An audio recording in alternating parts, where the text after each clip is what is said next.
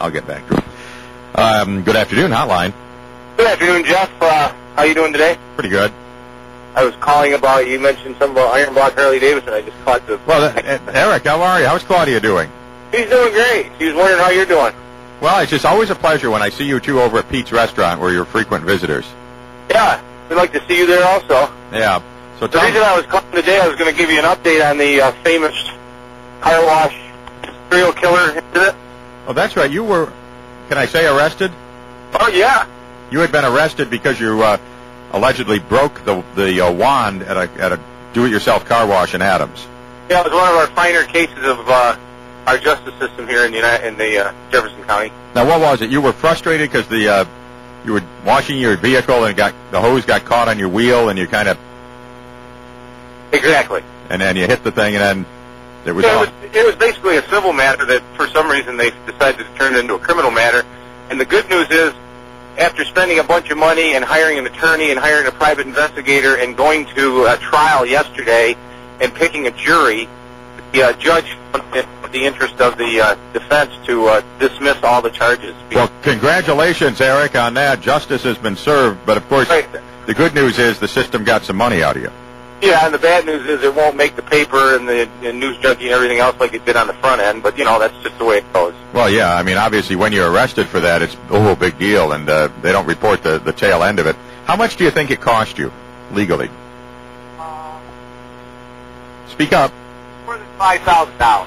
Okay, more than $5,000. I know the feeling because, you know, when something specious is brought against you, it can cost you $20,000, and just for what? Just to play the game or something. Here, you got to speak up a little, Eric. I said you got to play the game, and what they were hoping was that I would... You'd plead it out, but... Right, and I said no way, and I went to court knowing that I was not guilty, and luckily justice did prevail, but it was at some expense and a lot of inconvenience, and of course a lot of... It's like in the criminal arena, they hope you'll plead, and the civil arena, they hope you'll settle. Yeah, really, it's not a lot different than the Duke rape case thing, you know, where you had, I think, an overzealous prosecutor or a miscommunication in the prosecuting attorney's office that they felt they had a case and they really didn't. And I think that there was overzealousness by the you know, more than one agency here. So well, you just deal with it. If you had been convicted, you know, would Claudia come visit you in jail and she'd have to look, you know, you'd have to meet through a glass thing and sit there and... Yeah, well, the problem was that she doesn't really know how to bake a cake.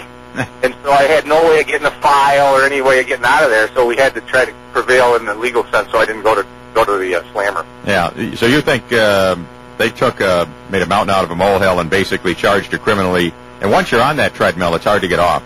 Exactly. You know, if I can draw another comparison, you compared it to the Duke rape case. You know, that senator from Idaho. There's another perfect example. He shouldn't have pleaded out. No, that's exactly right. There's a perfect example. When you do plead out, what do you get for it? You end up being a pawn of the system, and whether you're right or wrong, guilty or innocent, you're never going to get away from it. You know, for instance, if you had pleaded out, you could never run for high office because it would always be, and Mr. Dunk, who once was arrested for assaulting a car wash. I don't think I could even run for a law office. Yeah, exactly. You know, like mayor or something like that.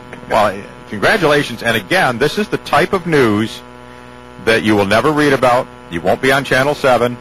I don't know if it'll be on News Junkie because... Well, maybe it will be because I know that you got a little connection there. But I know that the hotline has always been, a proponent of being first and foremost in a provocative manner and an interesting show.